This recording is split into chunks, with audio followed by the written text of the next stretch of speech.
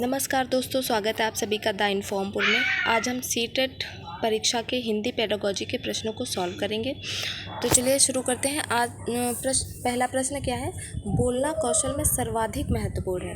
यहाँ पर प्रश्न पे ध्यान देंगे। क्या है? सर्वाधिक महत्वपूर्ण पूछा है हमसे। ऑप्शन क्या है? शुद्ध उच्चारण, समझकर बोलना, आंखों देखा वर्णन करना और बोलने की तेज गति। देखिए, कौशल वही नहीं होता है जहाँ पर बोलने का कौशल वही नहीं होता है जहाँ पर आंखों देखा वर्णन हो या बोलने की तेज गति हो। शुद्ध उच्चारण, कभी कभी किसी व्यक्ति में कोई कमी होती है ना, तो उसका उच्चारण नहीं हो पाता सही से, तो क्या मतलब कौशल नहीं होता है बिल्कुल। तो यहाँ पर ऑप्शन जो हमारा हो जाएगा बी हो जाएगा, क्योंकि यहाँ पर हमसे सर्वाधिक महत्वपूर्ण। यहीं पर अगर हमसे व्याकरणिक रूप से पूछता तब यहाँ पर शुद्ध उच्चारण हो सकता था, लेकिन व्याकरण ना पूछ करके हमसे पूछा है क्या? बोलना कौशल में सर्वाधिक महत्वपूर्ण। तो यहाँ पर बी ऑप्शन आपका राइट आंसर हो जाएगा, समझकर बोलना। ठीक है, तो चलिए अगले प्रश्न की ओर चलते हैं। हमारा दूसरा प्रश्न है, पढ़ना कौशल में सर्वाधिक महत्वपूर्ण है। अभी बोलना था, अब क्या है? पढ़ना कौशल में। तो पढ़ना कौशल में सर्वाधिक महत्वपूर्ण क्या होना चाहिए? ए ऑप्शन है अर्थ ग्रहण करना, लिपि चिन्हों की जानकारी, द्रुत गति से पढ़ना, उच्चारण की शुद्धता। तो यहाँ पर पढ़ना कौशल तभी हमारा सफल हो पाएगा जब हम उस चीज़ का क्या कर पाते हैं? अर्थ ग्रहण कर पाते हैं। ठीक है, लिपि चिन्हों की जानकारी होना महत्वपूर्ण है, और द्रुत गति से पढ़ना मतलब तेज़ गति से पढ़ना, बहुत तेज़, तो ये तो कट जाता है अपने आप ही, क्योंकि ये आवश्यक तत्व तो नहीं है। और उच्चारण की शुद्धता है, लेकिन यदि हमको उस चीज़ का अर्थ ही नहीं पता होगा और हम उस चीज़ का अर्थ ग्रहण नहीं कर पाएंगे तो वो चीज़ मतलब अच्छा मतलब असफल नहीं मानी जाएगी। तो यहाँ पर जो हमारा ए ऑप्शन है क्या? अर्थ ग्रहण करना, ये हमारा राइट आंसर हो जाएगा। अगला प्रश्न है, बहुभाषी कक्षा में शिक्षक में इतनी योग्यता अवश्य हो कि वह सभी बच्चों की मातृभाषाओं की संरचनाओं को जान सके, पाठ्य पुस्तक को जल्दी से पूर्ण करा सके, विभिन्न भाषाओं में पाठों की विषय वस्तु का शब्दशः अनुवाद कर सके, सरल प्रश्न पत्र बना सके। तो ये सरल प्रश्न पत्र बना सके, ये कोई मतलब इसका इतनी योग्यता इसके लिए वो नहीं है। ठीक है, विभिन्न भाषाओं के पाठों का विषय वस्तु का शब्दशः अनुवाद करवा सके, ये भी गलत हो जाएगा, क्योंकि शब्दशः का मतलब है, देखिए जब भी लैंग्वेज की बात आती है तो उसमें होता है कि कन्वर्सेशन को हम कितना समझ पा रहे हैं, है ना। जब आप किसी के द्वारा बोली गई बात को, कही गई बात को अच्छे से समझ पाते हैं, उसी अर्थ में जिस अर्थ में सामने वाला बोल पा रहा है, तो उसको सफल माना जाता है, यानी सफल वार्तालाप हो रहा है। लेकिन किसी चीज़ को मतलब आप शब्दशः उसी चीज़ का अनुवाद कर रहे हैं, तो वो किस में? भाषा में तो एटलीस्ट नहीं। हाँ, ये व्याकरण की दृष्टि से आवश्यक होता है, लेकिन यहाँ पर व्याकरण की कोई बात नहीं हो रही है, इसलिए ये भी हमारे लिए गलत हो जाएगा। पाठ्य पुस्तक को जल्दी पूर्ण करा सके, ये भी एक नेगेटिव फैक्ट है। तो यहाँ पर हमारा राइट आंसर क्या हो जाएगा? ये ऑप्शन बचता है। देखिए, प्रश्नों को जब आप एलिमिनेट करने की कोशिश करते हैं तो जल्दी आंसर मिल जाता है ना।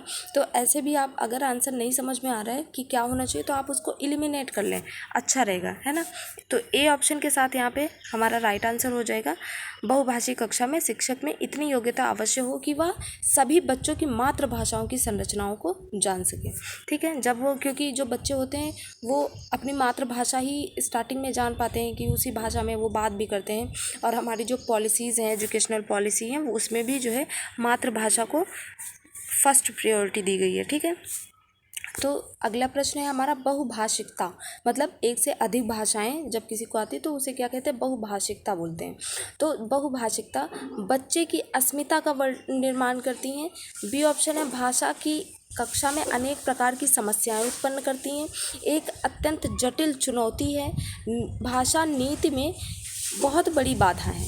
देखिए, बहुभाषिकता क्या होता है कि जब भी एक से अधिक भाषाएं किसी व्यक्ति को आती हैं तो ये क्या होता है? हमारा प्लस पॉइंट होता है ना, एक सकारात्मक रिजल्ट होता है हमारे लिए। तो कभी इसका नेगेटिव आंसर नहीं आ सकता। ठीक है, अगर आपको किसी भी ऑप्शन में ऐसा लगता है कि कोई वर्ड नहीं समझ में आ रहा, कोई शब्द नहीं समझ में आ रहा है, तो आप पूरी इसको एलिमिनेट कर लें। जैसे अगर हम डी ऑप्शन से शुरू करते हैं, भाषा नीति बनाने में बहुत बड़ी बाधा है, ये भी गलत हो जाएगा, क्योंकि ये निगेटिव रिजल्ट ला रहा है, जबकि बहुभाषिकता क्या है? एक पॉजिटिव फैक्ट है। ठीक है, अब सी ऑप्शन की तरफ चलते हैं, एक अत्यंत जटिल चुनौती है, ये भी हमारा निगेटिव फैक्ट दर्शा रहा है, तो ये भी ऑप्शन नहीं हो सकता, राइट आंसर नहीं हो सकता। और भाषा की कक्षा में अनेक प्रकार की समस्याएं उत्पन्न करता है, ये भी नेगेटिव है, इसलिए ये भी राइट आंसर नहीं है। आपका राइट आंसर क्या हो जाएगा? ए ऑप्शन आपका राइट आंसर आंसर हो जाएगा बच्चे की अस्मिता का निर्माण करती हैं। ठीक है, तो चलते हैं अगले प्रश्न की ओर। अगला प्रश्न है, भाषा में आकलन करते समय आप किसे सबसे कम महत्व देंगे। देखिए, प्रश्न को जब भी आप पढ़ें तो ध्यान से पढ़ें, क्योंकि कम और ज़्यादा में इसमें बहुत कन्फ्यूज़न होता है कि क्या होता है, कभी कभी ध्यान नहीं देते हैं, है ना। तो इस बात पे ध्यान देंगे कि यहाँ पर क्या पूछा गया, कम पूछा गया है। ठीक है, तो कम सबसे ज़्यादा किस पे कम ध्यान देंगे, परिचर्चा पे, सृजनात्मक लेखन पे, प्रश्नों का उत्तर लिखना और प्रश्नों का निर्माण करना। तो यहाँ पर जो राइट आंसर हो जाएगा आपका सी ऑप्शन राइट आंसर हो जाएगा, प्रश्नों के उत्तर लिखना। ठीक है, प्रश्नों का निर्माण करना, ये मतलब जैसे कि ये एक थिंकिंग हो जाती है जब मतलब आप किसी भी चीज़ को पढ़ते हैं उसके बाद में जब प्रश्न उससे निकालते हैं तो ये क्रिएटिविटी हो जाती है। ठीक है, परिचर्चा, उसी पर मतलब चर्चा करना, ये भी एक सकारात्मक है। और सृजनात्मक लेखन करना, ये भी एक अच्छी बात है। प्रश्नों का उत्तर लिखना है लेकिन सबसे कम महत्वपूर्ण है। ठीक है, सबसे कम मतलब बहुत ज़्यादा आवश्यक नहीं है और बहुत ज़्यादा इस पर ध्यान भी नहीं देना चाहिए। ठीक है, तो प्रश्नों का उत्तर लिखना ये आपको आ ही जाएगा अगर आपको परिचर्चा के बारे में पता है, आप परिचर्चा अच्छे से कर पा रहे हैं, सृजनात्मक लेखन आपको पता है, प्रश्नों का निर्माण करना पता है। प्रश्न का निर्माण आप तभी कर पाएंगे जब आपको आंसर पता होगा या आंसर को आप अच्छी तरह खोज पा रहे होंगे। तो इन तीनों को जब आप कर पाएंगे तो ये अपने आप हो जाएगा। ठीक है, इसके बारे में आपको टेंशन लेने की ज़रूरत नहीं है। जब ये 3 चीज़ें हो जाएंगी तो ये आपसे बिल्कुल हो जाएगा। तो यहाँ पर सबसे कम महत्वपूर्ण क्या है, प्रश्नों का उत्तर लिखना। सी ऑप्शन आपका राइट आंसर है। चलते हैं अगले प्रश्न की ओर। अगला प्रश्न है, भाषा में आकलन संभव है। भाषा में आकलन कैसे संभव है, केवल परीक्षाओं द्वारा, केवल गतिविधियों द्वारा, केवल परियोजनाओं द्वारा, सीखने सिखाने की प्रक्रिया के दौरान, अवलोकन द्वारा। देखिए, एक जब भी आपको एग्ज़ाम में दिखे और जब भी एक से अधिक फैक्ट आपको लग रहा होगा कि इस प्रश्न के एक से अधिक आंसर हो सकते हैं। अब भाषा में आकलन संभव है। अब भाषा में आकलन कई प्रक्रियाओं द्वारा किया जाता है, कई तरीकों द्वारा किया जाता है, तो इसका एक आंसर पॉसिबल नहीं है। ठीक है, इसके कई आंसर हो सकते हैं। लेकिन यहाँ पर आप देख रहे हैं, ऐसी परिस्थिति में जब भी आपको ऑप्शन में केवल लग जाए, केवल, तो वो सारे आंसर आपके क्या होते हैं, सारे ऑप्शन आपके गलत हो जाते हैं। ठीक है, वो सारे ऑप्शन आपके गलत हो जाएंगे। इस तरह से जो आपका डी ऑप्शन बचता है वो आपका राइट आंसर हो जाएगा, यानी सीखने सिखाने की प्रक्रिया के दौरान, अवलोकन द्वारा भाषा में आकलन क्या है, संभव है। ठीक है, तो यहाँ पे डी ऑप्शन आपका राइट आंसर हो जाएगा। 7वां प्रश्न है यहीं पर, भाषा शिक्षक का दायित्व है। जो भाषा शिक्षक है उसका दायित्व क्या है, सभी बच्चों से समान रूप से प्रश्न पूछे, सभी बच्चों की सहज भाषाई क्षमता को पहचाने, सभी बच्चों को समान रूप से गृह कार्य दे, सभी बच्चों में भाषा प्रयोग की एक समान कुशलता विकसित करें। देखें, जब भी हमारा क्लास होता है, आप सभी जानते हैं कि हमारी जो एजुकेशन पॉलिसी है उसमें क्या बताया गया है कि समावेशी शिक्षा, है ना, इसको बहुत ज़्यादा मतलब बढ़ावा दिया जा रहा है। तो समावेशी शिक्षा का अर्थ ये होता है कि सभी प्रकार के बच्चे उस क्लास में पढ़ रहे हों, है ना। तो सभी प्रकार के बच्चे होंगे, यानी कि सबका जो IQ लेवल होगा, सबका जो मानसिक स्तर होगा वो अलग अलग होगा। तो समान रूप से प्रश्न कैसे पूछ सकता है शिक्षक, है ना। जब सबकी समझ का स्तर अलग अलग है तो प्रश्न भी अलग अलग लेवल के होंगे। तो ये ऑप्शन आपका गलत हो जाता है। सभी बच्चों की सहज भाषाई क्षमता को पहचाने, सही लग रहा है। आगे देखते हैं, सी ऑप्शन है, सभी बच्चों को समान रूप से गृह कार्य दें। वही बात आ जाती है कि जब समझ का स्तर अलग अलग है तो एक समान का गृह कार्य भी यहाँ पे काम नहीं करेगा। ये भी ऑप्शन आपका गलत है। सभी बच्चों में प्रयोग की एक समान कुशलता, तो एक समान कुशलता ये भी आपका गलत है, क्योंकि जब बच्चे अलग अलग लेवल के हैं, अलग मेंटल लेवल है उनका, तो अलग अलग होना चाहिए। इसमें आपका बी ऑप्शन राइट आंसर हो जाएगा, सभी बच्चों की सहज भाषाई क्षमता को पहचाने। ठीक है, वो उनकी भाषा की क्षमता क्या है, जब ये चीज़ शिक्षक कोई भी पहचान जाएगा तो उसको क्या होगा कि उसको पढ़ाने में आसानी होगी, भाषा सिखाने में उसको थोड़ा सा आसानी हो जाएगी। ठीक है, 8वां प्रश्न है, विद्यालय आने से पूर्व बच्चे भाषा का बिल्कुल भी ज्ञान नहीं रखते, अपनी भाषा में समझने समझाने की कुशलता से लैस होते हैं, सभी भाषाओं में पूर्ण दक्षता रखते हैं, भाषा की व्याकरण की सचेत समझ रखते हैं। ठीक है। वैसे अगर मतलब देखा जाए तो बच्चों का एडमिशन पाँचवें साल में होता है, ठीक है, जब वो 5 साल के हो जाते हैं। तो 5 साल के हो जाते हैं तो व्याकरण की सचेत समझ 5 साल की उम्र में तो पॉसिबल नहीं है कि आप बिल्कुल एकदम ग्रामेटिकली एकदम सही हो, है ना। तो ये ऑप्शन गलत हो जाता है। सभी भाषाओं की पूर्व दक्षता रखते हो, सभी भाषाएं उसको कैसे आ जाती हैं, आएंगी, है ना। मातृभाषा ही एक ऐसी भाषा होगी जिसमें उसने थोड़ा बहुत सीखा होगा अपने पास पड़ोस से, अपने फैमिली से, मम्मी पापा से, है ना। तो वो चीज़ हो जाएगी, उसके ज्ञान में संज्ञान में होगी। लेकिन सभी भाषाएं इम्पॉसिबल है, ठीक है। अपनी भाषा में समझने समझाने की कुशलता से लैस होते हैं। अब यहाँ पे देखिए भाषा का बिल्कुल भी ज्ञान नहीं रखते। 5 साल का लगभग बच्चा होता है तो उसको कुछ तो ज्ञान होगा, बिल्कुल होता है। जैसे कि कुछ भी मांगना रहता है, किसी ना किसी लैंग्वेज का प्रयोग करता है ना वो, जब भी किसी चीज़ से मतलब किसी भी व्यक्ति से किसी भी चीज़ को मांगता है या फिर किसी व्यक्ति से कन्वर्सेशन करता है तो कुछ तो आता होगा। आप अपने पास पड़ोस फैमिली में किसी ऐसे बच्चे को देखें जो मतलब लगभग 5 साल का हो, तो उसको कुछ ना कुछ मतलब कोई ना कोई भाषा जो हम लोग लोकल लैंग्वेज होती है हमारी मातृभाषा, उसमें वो बातचीत करता है, ठीक है। तो ये तो बिल्कुल गलत है कि बिल्कुल भी भाषा का ज्ञान नहीं रखते। तो यानी यहाँ भी आपका जो बी ऑप्शन होगा वो करेक्ट हो जाएगा, यानी अपनी भाषा में समझने समझाने की कुशलता से लैस होंगे। यानी कि कोई भी नॉर्मली 5 साल का बच्चा होता है, उससे आप उसका नाम पूछेंगे तो वो आपको बता देगा कि मेरा नाम क्या है। हो सकता है पापा मम्मी का नाम बता दे, वो कहाँ रहता है, किस गांव में रहता है, किस शहर में रहता है, ये सारे चीज़ों के आंसर वो दे सकता है, ठीक है। तो इसका मतलब क्या है कि अपनी भाषा में समझने समझाने की कुशलता से वो लैस होता है।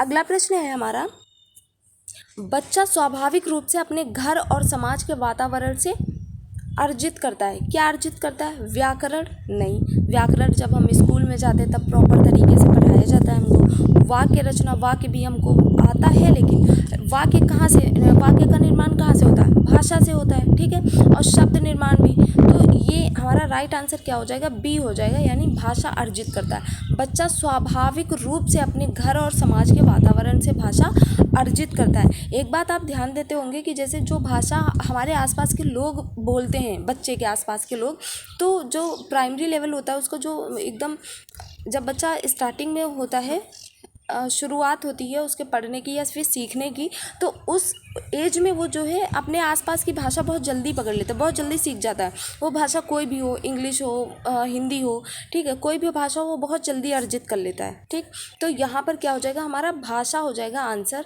और जबकि यही टाइम हम बड़े हो जाते हैं तब कोई नई भाषा सीखने के लिए मिलती है तो हम बहुत ज़्यादा टाइम लगाते हैं क्योंकि वो हमको माहौल नहीं मिल पाता, ठीक है। तो इसका राइट आंसर भाषा हो जाएगा। अगला प्रश्न है, भाषा शिक्षण की प्रक्रिया। ए ऑप्शन है, भाषा की कक्षा में ही संभव है, घर में संभव नहीं है, विभिन्न विषयों की कक्षाओं में भी संभव है, अत्यंत जटिल प्रक्रिया है। भाषा शिक्षण की प्रक्रिया हम देखेंगे कि जब भी क्वेश्चन जब पढ़ते हैं, जब हम प्रश्न पढ़ेंगे तो हमको इतना समझ में आ जाता है कि यहाँ पर हमसे आंसर कैसा चाह रहा है, नेगेटिव चाह रहा है या पॉजिटिव, ठीक है। तो भाषा शिक्षण की प्रक्रिया इसमें हमको जो है पॉजिटिव आंसर चाहिए। तो यहाँ पर अत्यंत जटिल प्रक्रिया होती है, ये भी आंसर नहीं होगा। अगर जटिल प्रक्रिया होती तो लोगों को अपनी मातृभाषा में भी जटिलता होनी चाहिए, लेकिन नहीं, मातृभाषा की बिना ग्रामर पढ़े, बिना कोई रूल रेगुलेशन के हमको आ जाती है भाषा, हम अच्छे से समझ पाते हैं। तो ये जटिल प्रक्रिया तो नहीं है, ठीक है।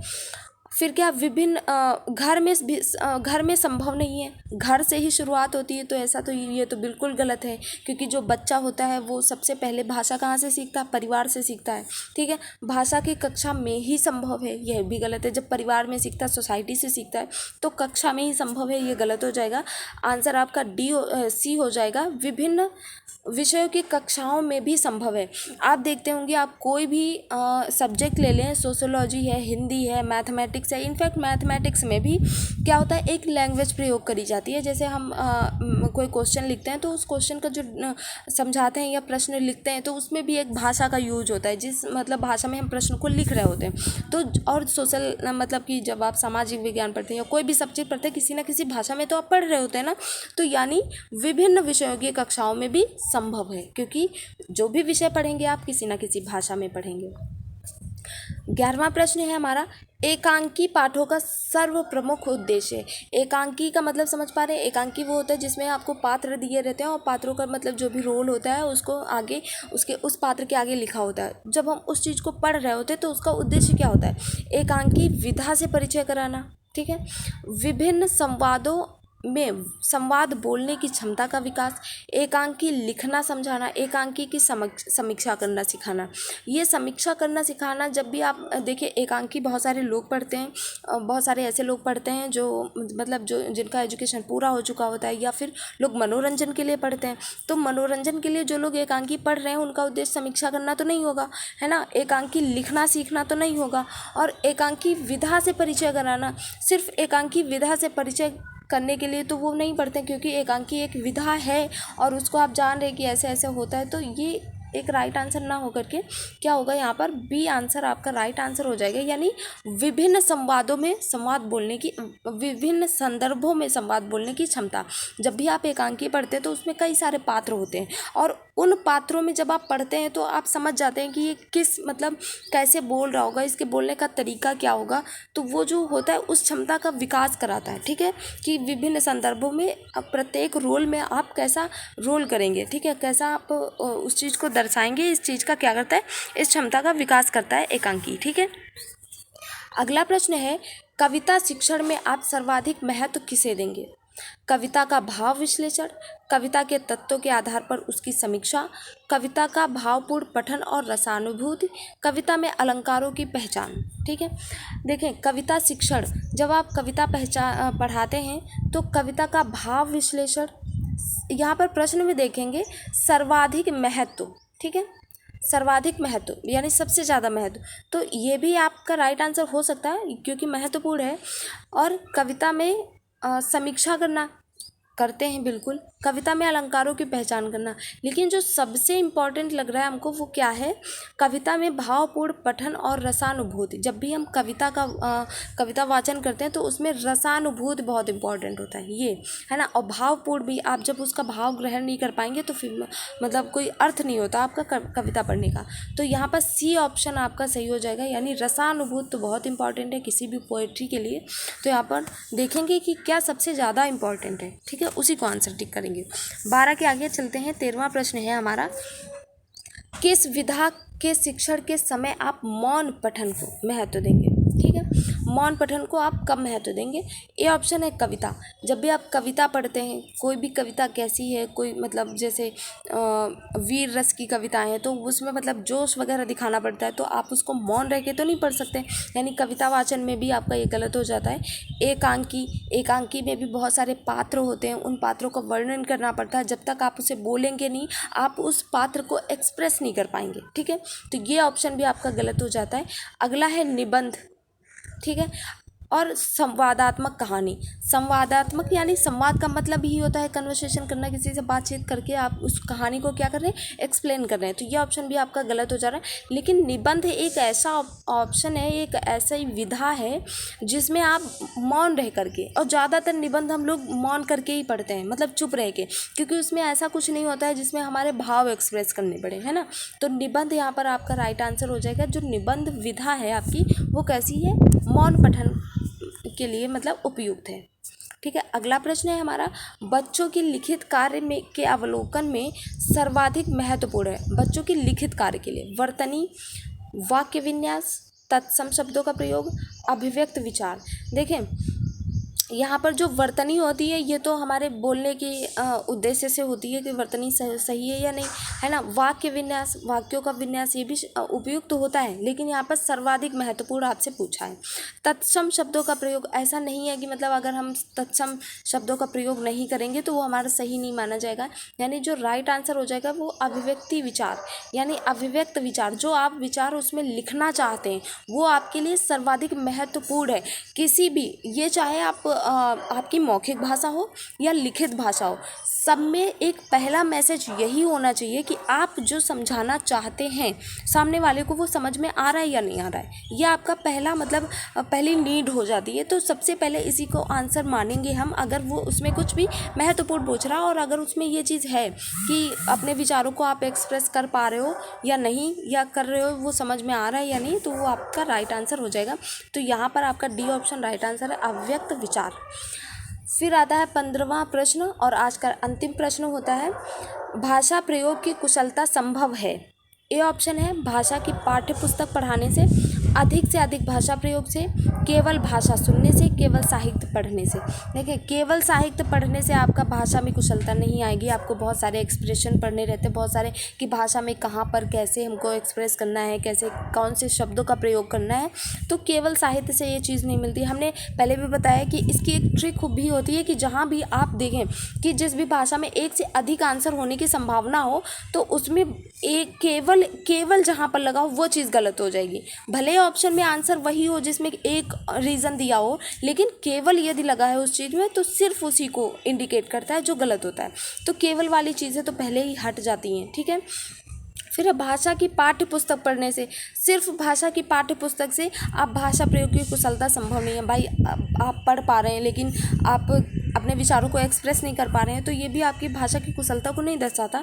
यहाँ पर क्या है, अधिक से अधिक भाषा प्रयोग से आप भाषा का प्रयोग लिखित रूप से भी कर सकते हैं, आप भाषा का प्रयोग मौखिक रूप से कर सकते हैं, सांकेतिक रूप से भी भाषा का प्रयोग होता है। तो जब आप ज़्यादा से ज़्यादा भाषा का प्रयोग करेंगे तब भाषा के बारे में, तब भाषा के प्रयोग में आपकी क्या आएगी, कुशलता संभव हो पाएगी और कुशलता उसमें आएगी, ठीक है। तो ये बी ऑप्शन आपका राइट आंसर हो जाता है, भाषा प्रयोग की कुशलता संभव हो पाती है, ठीक है।